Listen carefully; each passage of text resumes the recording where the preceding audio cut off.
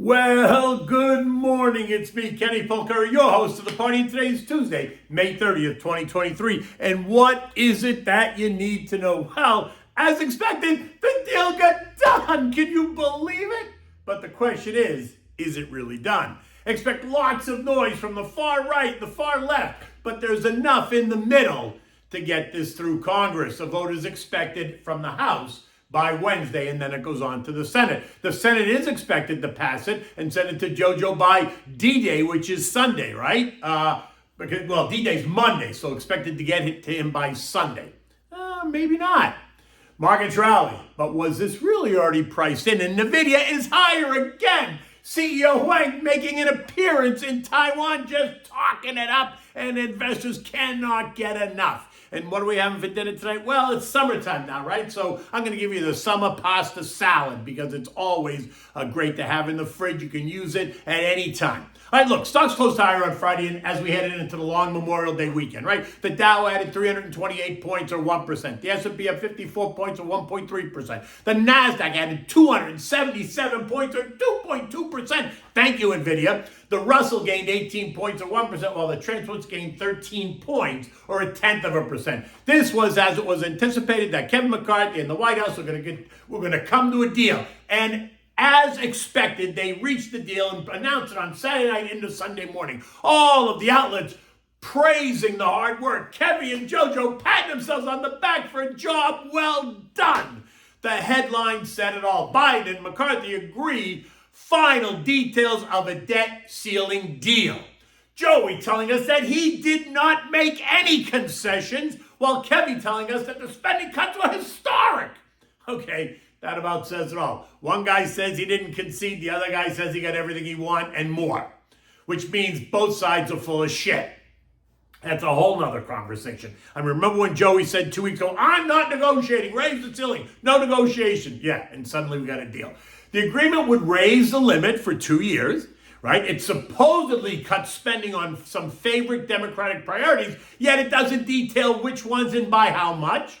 It does boost military spending by 3%, and it does push for certain beneficiaries of federal aid, say food stamps, to get a job, while also speeding up the permitting process for fossil fuel and energy projects, which the Democrats hate.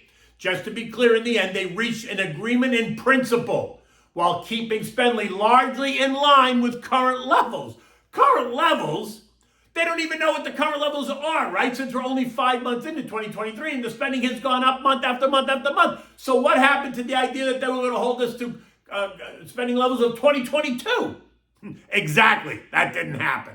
An agreement in principle only means that the particulars, meaning the meat and potatoes, they get negotiated at some point down the future, down some date in the future. So what looks like a deal was really only them kicking the can down the road again. But I have to ask, did any of us really expect a sea change in the DC mindset? I mean, really? Hardly. Now, Kevin put out this 100-page agreement onto the House website on Monday evening, and that means that all of our elected officials have to read it and then take notes to decide and check if they're going to support it or reject it on Wednesday when they vote for it, before they send it to the Senate for their stamp of approval, assuming that they're going to just stamp it. Joey's urging all elected officials to vote to pass it in order to avoid a cataclysmic default. On Sunday, Chicago Fed President Austin Goolsbee told Margaret Brennan on Face the Nation that we are in a dangerous place and that the country needs to understand just what's at stake. Okay. Oh my God. Are they kidding me? Austin, here's what's at stake. Honestly, absolutely nothing. No default was ever going to happen. Janet suddenly found an extra 5 days, putting the X date from June 1st to June 5th, right? This was after she hammered us that June 1st was it. That's no more money for you, no Social Security payments, no debt payments, nothing, Zippo, nada. Remember, the last time this happened was August 2011. Now, the Fed and the Treasury had privately formalized a plan to make on-time payments on Treasury debt while delaying other government bills if no deal had been reached. And this is according to the transcripts of those meetings at that time. Benny Bernanke was the Fed chair, while Timmy Geithner, remember him? God only knows where he is these days. I mean, he like fell off the face of the earth. Well, he was Treasury chair. But now, Janet tells us that the Treasury systems were not designed to give payment priority to bondholders, right? So that there can be no way to override the Treasury system, which is bullshit. And that a failure to pay any obligation is effectively a default. So there she goes, changing the definition of a default, right? When she is saying that shutting the government down and furloughing government employees, meaning not paying them, is now considered a default. Well, if that's true, then we've defaulted a lot over the last 40 years. The 21-day shutdown in 1995-96 during Clinton's presidency, the 16-day shutdown in 2013 during the Obama presidency, the 35-day shutdown in 2018-2019 during the Trump presidency. Come on, it's ridiculous. Those were not defaults.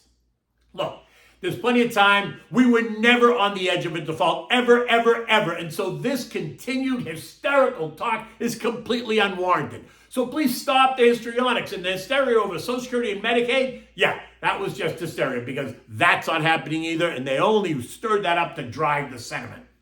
Now look, Minority Leader Hakeem Jeffries can't get enough of himself by telling us every time he gets in front of the camera that it's the MAGA Republicans that want to destroy the country by asking able-bodied 19 to 55-year-olds to get a job if they want to continue to receive food stamps and federal aid. Now, to be clear, this is only for single, able-bodied 19 to 55-year-olds with no children to care for.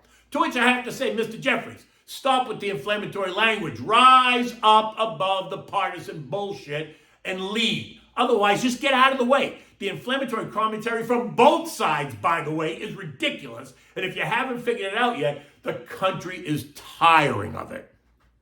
So you should all be paying attention. In any event, expect the markets to begin to settle down, right? U.S. futures this morning are higher they were anyway at 5 o'clock, and they are now. That is, after it decides what the deal really is, right? So it really needs to figure out what the deal is. Last week I told you that whatever it is, the markets, which are controlled by the algos and investors and traders, are going to decide what they really think about this deal and all the drama. Are they happy with what we got, or is it just more of the same? My gut says that nothing has really changed, and in the end, all the negotiations did was create drama, angst, and trepidation. The ceiling will get raised. We all know that. We're going to spend more money than we ever did before. We all know that. And then we're going to have to issue more bonds to cover the expense. That's exactly what it looks like that happened. We will get more details today and tomorrow and the next day and expect to hear some pushback just because. And then I suspect that the final vote gets pushed to 11 p.m. on Sunday night, June 4th. That is unless Janet finds another week in her little bag of goodies if she senses that they won't make it by then. Let's see, our friends at Goldman told us the X date is somewhere between the 8th and the 15th. And on the 15th, Janet gets a bunch of checks in the mail that get deposited into the Treasury and bam, she just bought more time. Just FYI. Right? So this risk of default is ridiculous. Economic data today isn't that exciting. It's all about the housing price index across 20 U.S. cities. We're also going to get the consumer confidence report with the expectations to be 99, which is down from 101.3, along with the Dallas Fed survey of negative 18. Later in the week, starting tomorrow, we're going to get the ADP employment number that's expected to show 165,000 jobs created. We're also going to get the Fed's Beige Book, the Dallas Fed survey, mortgage apps, and the Challenger job cuts. Thursday brings us the S&P manufacturing PMI of 48.5, which is contractionary. ISM manufacturing of 47, which is also contractionary. And then on Friday, we're going to get the May non-farm payroll report, and that's expected to show a gain of 190,000 new jobs. The unemployment rate is expected to tick up to 3.5%, up from 3.4, but still well below what many economists say it has to go to, think 5+%, in order for them to tame inflation. Average hourly earnings month over month up 0.3%, while year over year earnings are up 4.4%, which is in line and the same as last month. So no relief on wages. And that's an issue for the Fed. U.S. futures this morning are higher, right, in this knee-jerk relief reaction. Dow futures up 75, S&Ps are up 20, Nasdaq's up 140 because there's another Nvidia story, while the Russell's ahead by 6 points. Now, Nvidia CEO Jensen Huang speaking at a Computex conference in Taiwan, telling us that now everyone is a computer programmer, thanks to generative artificial intelligence.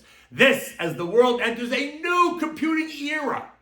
All you have to do is talk to the computer, and bingo, it gets done. And Nvidia sits right at the nexus of this, right? Nvidia this morning is quoted up another 13 points and 3%, right? At 402.5, taking its year-to-date performance to plus 170%.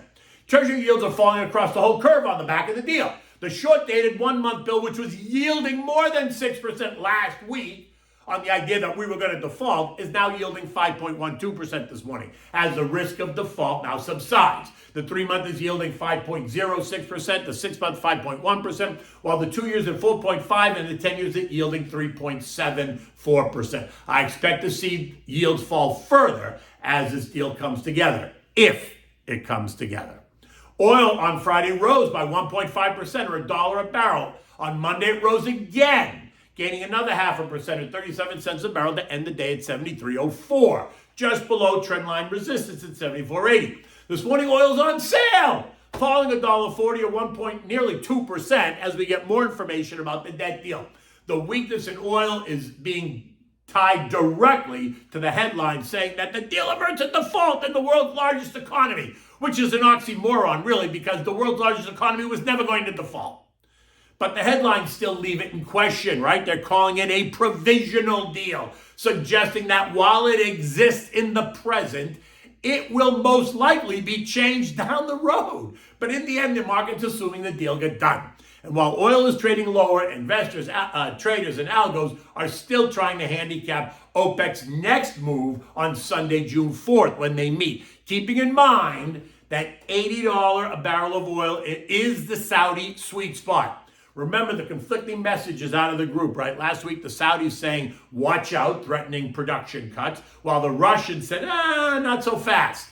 We're not so sure, but that's all up in the air and certainly to be discussed amongst the group. In addition, the stronger dollar is helping to hold the line on oil, right? Remember, the dollar index is up 15 cents now at 104.35. It is now up 3.25% since the May low, and that has kept oil in a tight range. Remember, any thought that the Fed is going to raise rates is only going to strengthen the dollar, and that will make the dollar stronger, and that will keep putting pressure on oil. And by the way, other commodities, unless, of course, OPEC Plus announces a production cut, which will then, cut back on supply while demand is rising into the summer season, and bang, oil goes right back up. Gold, which has been a bit psychotic of late, has been all over the place. On Friday, it traded as low as 1965 and as high as 1955 and as high as 1975 to end the day at 1964. On Monday, it closed at 1961. This morning, it's trading right there, leaving us solidly in the 1880 long-term support and $2,000 range.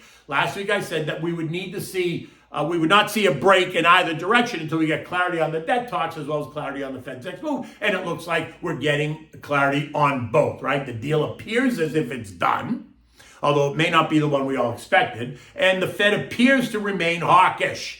Remember, too, a stronger dollar is going to be negative for gold and other commodities because of the inverse relationship. Stronger dollar puts pressure on commodities. A weaker dollar allows commodities to rise. European markets are all mixed this morning. Spanish Prime Minister Pedro Sanchez is now calling for a snap election on July 23rd after his ruling party suffered heavy losses in regional elections over the weekend. And in Turkey, guess what? Erdogan once again has been reelected president. Oh my God! Can you believe that? As noted on my Twitter, did anyone expect anything different? Even if he lost, he was going to win. Come on. At 5:30, we see the UK and France a bit lower, down by about 0.2, while Germany, Spain, and Italy are all up by about 0.5%. Nothing super dramatic, but that's what they are. The S&P closed on Friday at 42.05, once again piercing the 4,200 range, right? Up 54 points. And if futures are any indication, it tells us that we're going to probably open and test around 42.25, 42.25. The extent of any move is going to be determined by what the deal actually is, what kind of spending cuts we're going to get, and will the Senate pass this onto Joey's desk by Sunday. In the end, it's now about execution risk. And already we have some on the far right and the far left that are bitching about the deal. But they have enough moderate Republicans and Democrats on board to mute any pushback by these groups. So I, like many, expect the deal's going to get through the Senate and passed on to JoJo's desk before the 5th. But I guess anything could happen, right? So for now, we're in the 4,100, 4,225 trading range. Okay, so now take good care on that. And now we're going to talk about what we're having for summer. So look, it's summertime. So now there's a lot of different summertime dishes. And so this one I should give you, because you can make it all summer long. It's a summer tortellini salad with sun-dried tomatoes and artichokes. And it says a version of a summer pasta salad. So for this, you need a pound of frozen cheese tortellini. You need little balls of fresh mutts. You need a half a cup of sliced Kalamata olives. You need 2 cans of drained artichoke hearts, which you're going to slice. You need 1 jar of sun-dried tomatoes sliced into strips. But you want to save the oil from the sun-dried tomatoes because you're going to use it for part of the dressing. And then you need chopped parsley. Boil the pasta in a pot of salted water. When it's done, drain and set it aside, always reserving a mugful of the water just to keep it moist until you're ready to use it. Don't keep it in a puddle, just kind of keep it moist. Just let it sit there. Now, for the dressing for the pasta salad, you need a 1/4 cup of red wine vinegar. You need fresh lemon juice. You need 3/4 cup of sun-dried tomato oil. If you don't have enough, just add regular olive oil. 2 teaspoons of Dijon mustard, 1/4 cup of pecorino romano cheese, 2 teaspoons of dried oregano, 2 chopped, smashed garlic cloves, salt and pepper, and if you want, you can use crushed red pepper here as well, but that's optional. Combine all the dressing ingredients in a food processor and blend them until they're emulsified. Now set it aside. In a large bowl, you're going to combine the cooked tortellini, the tomatoes, the artichokes, the sliced sliced mutts, the olives, and the parsley. Add enough of the dressing to season it, mix it well, and taste. If you need more dressing, add a little bit more. If not, then not. You can serve this as it is, right there, so it's still warm, or you can put it in the fridge and serve it later. You can eat this. What's great about this, you can eat this at room temperature. You can eat it when it's cold right out of the fridge. It'll stay in the fridge for, a week, so you can use it during the week as, maybe a side dish with the meals that you make if you want, or pack it up and give it to your guests after a Saturday night dinner. Let them take some home and they can enjoy it during the week. In any event, it's a great dish to have, always one that you can have in the summertime because it looks pretty, it tastes delicious, and it's a great way to add to any dish that you make. In any event, the day's about to get started. It's going to be a gorgeous day here in Florida. We're about to enter the official hurricane season, so it's going to get all very exciting. In any event, until tomorrow, take good care.